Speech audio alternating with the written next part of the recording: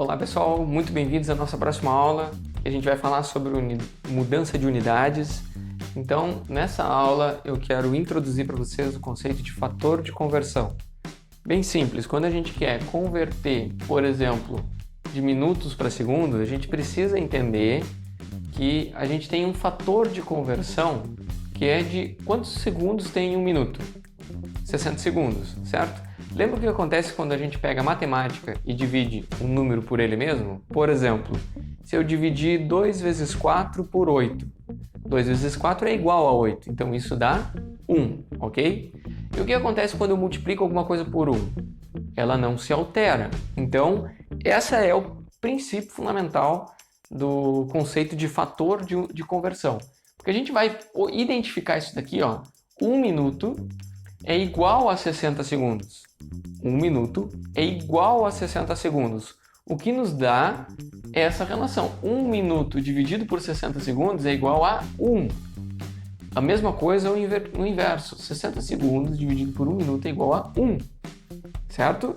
Olha só, é muito importante prestar atenção nesse detalhe. Isso não é a mesma coisa que a gente escrever 1 dividido por 60 igual a 1.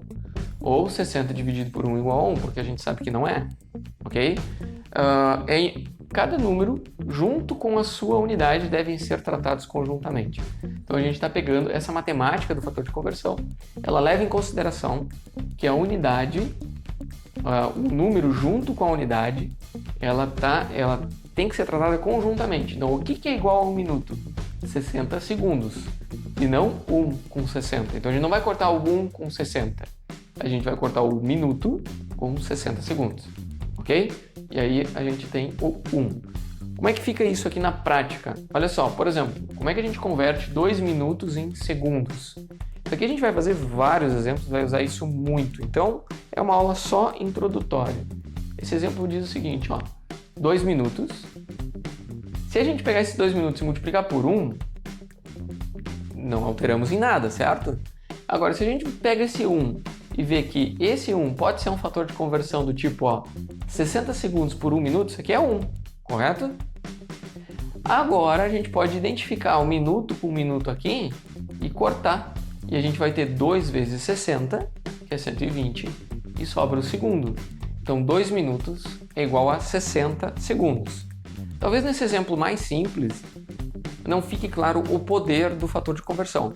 Mas quando os exemplos ficam mais complicados, os problemas mais complicados, vai ser muito claro como o fator de conversão ele nos possibilita converter qualquer unidade, desde que a gente saiba qual é o fator de conversão entre as unidades, ok? Tem um detalhe aqui, ó. Se por um acaso, eventualmente, você usar o 1, só que o que acontece? Você pode usar tanto 60 segundos por 1 minuto, quanto o outro 1 minuto por 60 segundos. Olha aqui, ó. Certo? A gente pode usar tanto esse quanto esse. E aqui, ó, se eu tivesse usado o contrário, tivesse usado 1 minuto e 60 segundos embaixo, o que aconteceria com as unidades? A gente ficaria com minuto ao quadrado dividido por segundo. A gente teria 1 sobre 30 minuto ao quadrado por segundo. E aí eu pergunto para vocês, isso está errado? Errado, não está. Só que a gente vai ter unidades indesejáveis, porque a gente não consegue entender, não fica óbvio para a gente quanto que é o tempo medido em minuto ao quadrado por segundo, ok? Então não está errado, mas não é nada prático e nada usual. Tá? O mais importante é a gente sempre converter para unidades que a gente entende. A gente entende o que é 2 minutos, a gente entende o que é 120 segundos. Se por um acaso vocês utilizarem ela invertida, só tem uma possibilidade, ou certa ou invertida, ok?